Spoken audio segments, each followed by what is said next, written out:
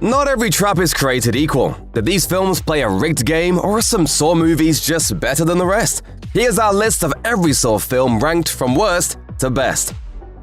The 8th installment/revival of the Saw franchise had to start fresh after the final chapter said game over to most of the series' most prolific plot points. Instead of bringing back Dr. Gordon or another known name to carry out his bidding, the movie introduced a new survivor-turned-killer to the fold. By jumping back 10 years to play out one of Jigsaw's old and largely unknown group traps, we're introduced to Logan Nelson, a medical examiner who's sneakily investigating the cadavers of his own victims while copycatting John Kramer's work to deliver justice to several dangerous criminals and the police officer who helped set them free. Of course, none of this is apparent throughout the whole movie, as tricky editing and clever cutaways guard the secret of Logan's true identity until the very end, after he finally ensnares his mark. Everything that's happening to Jigsaw's victims seems to be in real time, making the third act a whirlwind of explanations and montage moments. It's a suitable sequel and certainly carries forward the atmosphere and carnage Saw fans have come to know. However, apart from introducing a Jigsaw superfan who's obviously got some secrets up her sleeve worth exploring in later pictures, it barely offers anything new and leaves some very loose threads dangling. Together, we built a legacy. By the time the 7th piece of the Jigsaw puzzle came into play, the series looked almost nothing like the original. Detective Hoffman was so busy running around cleaning up his own messes that the day's game seemed like an afterthought meant only to follow formula. In fact, there were 2 major group traps that were completely devoid of value to the overarching plot. Whoever thought it was necessary to have a man rip all the skin off his back in 3D might just be sicker than Jigsaw. While there were a few elements of redemption, the movie was frustratingly disjointed. Hoffman's Terminator-style assault on the entire police department was absurd, and laid waste the entire framework of Jigsaw's legacy. Saw 3D, the final chapter, might have been more interesting if it focused more on Jill and Dr. Gordon, but instead we got yet another full-length Hoffman feature. And since his intrigue had long expired by then, he was left with nothing to do except destroy everything that made the series unique. Whereas Saw 2's house full of victims were mostly criminals who'd seemingly hurt others, the central figures in Saw 3's round of nefariousness were completely sympathetic. The father of a drunk driving victim was made to face all the figures involved in the accident that took his son and decide if they should live or die. Meanwhile, a trauma surgeon, later revealed to be the cheating wife of the first victim, was tasked with keeping Jigsaw alive long enough to see things through, and ultimately became a pawn in Amanda's test. Considering how sad this couple's situation was to begin with, and the fact that there was a second poor kid caught in the crosshairs, Jigsaw's elaborate death knell for each seemed particularly cruel and contrary to any philosophical justification he might have offered. Some of the traps in this movie were exceptionally gratuitous, plus the connective tissue needed to flesh out all the plot with Jigsaw and Amanda here was annoyingly thick. But most importantly, the choice of victims here seemed to exhaust the whole generous Grim Reaper identity Jigsaw crafted for himself, so it lands very low on the list for that reason. I was your final test of forgiveness, and if you are listening to this, then you fail. The running involvement of Detective Hoffman under the gun as he watches the 2 remaining FBI agents chase his tail successfully sprinkled in a few key details about the inner workings of John Kramer's competing cohorts. But by the time the 6th film came along, the spate of drug addicts and police officers had somehow run afoul of John Kramer and company had already been killed off. So Jigsaw's posthumous games carried out by Hoffman got a bit more political. A pair of predatory loan sharks and one particularly nasty insurance adjuster were instead among the tested targets.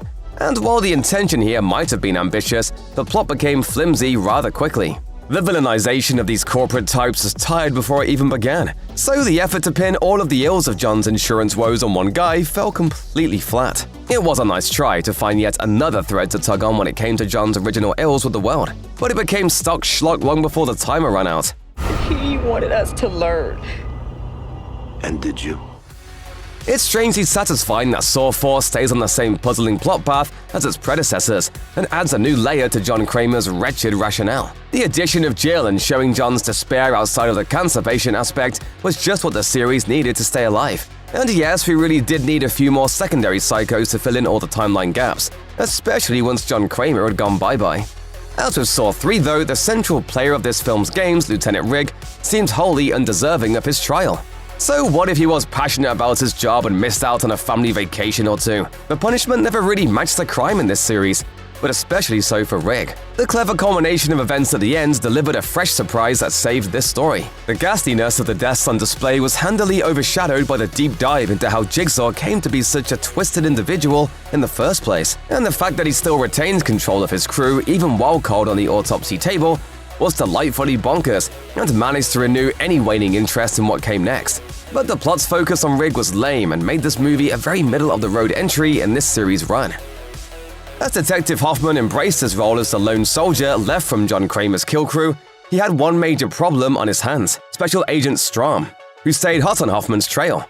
Unlike some of its predecessors, Saw 5's strength lay in its precision of purpose with each killing. The film focused on characters that, while terrible, were still smart enough to consider pausing to use their brains before getting right to the trap.